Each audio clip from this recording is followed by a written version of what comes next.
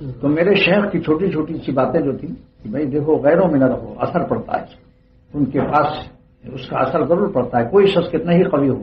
ناممکن ہے کہ اس کے اثرات، اس کا دھواں اس کا ضرور پہنچتا ہے۔ مولانا الیاس صاحب رحمۃ اللہ علیہ فرماتے ہیں ہم تب تبلیغ کے مجموع سے آ کر فوراً پھر خانقاہوں میں جاتے ہیں، تبلیغ کرنے جاتے تھے، لوٹ کر آتے تھے دہلی نظام الدین تو فوراً حضرت رائے پوری کی خدمت میں، ہمارا خلیل احمد صاحب پوری خدمت میں، اور علماء کے پاس اللہ والوں کے پاس جا کر کہتے تھے وہ گرد و غبار موٹر جب چلے گی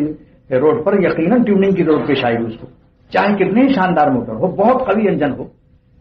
کتنے ہی کوئی قوی ایمان ہو، لیکن اثرات پڑتے ہیں مخلوق کے اس کے اوپر۔ لہٰذا یہ میرے دل میں اللہ نے بات ڈالی کہ دیکھیے کتنی ہی شاندار نئی گاڑی ہو، اگر 100 میل چلا لیں اس کو ضرور کچھ نہ کچھ کہیں کہیں گرد و غبار جمے گا، ٹیوننگ کرانی پڑے گی۔ یہ خانقاہیں ٹیوننگ کرتی ہیں قلوب کی، تزکیہ نفس کا شعبہ۔ حدیث قرآن اعلان کر رہا ہے کہ میرے نبی 3 کام کرتے ہیں، یتلو علیہم یزکیہم، نفس کا تزکیہ بھی کرتے ہیں۔ شعبہ یہ کیا مانتے کہ تزکیہ نفس کے کوئی مدرسہ نہ ہو؟ تزکیہ نفس جو ہے بیست نبوت کو، نبیوں کو مبعوث کرنے کے مقاصد میں اللہ نے بیان فرمایا کہ میں نبیوں کو 3 مقصد کے لیے بھیجتا ہوں، یہ تلاوت کتاب بھی کریں، ساتھ ساتھ یزکیہم، نفس کا تزکیہ بھی کریں، کیونکہ اگر دل صاف نہیں ہے تو اس میں اتر علم کا جا کر وہ بھی ویسے ہو جاتا ہے۔ ایک شخص کے قلب میں شیشی میں گندگی اور گدھے کا پیشاب بھرا ہو، اس میں 100 روپیہ تولہ اتر ڈال کے دیکھ لو کیا ہوتا ہے۔ آج علماء کا حال کیا ہے؟ حب دنیا اور قلب دنیا کی محبت سے پاک نہیں کرایا، اپنے کو تزکیہ نہیں کرایا، نتیجہ آپ دیکھ لیجیے کیا ہو رہا ہے،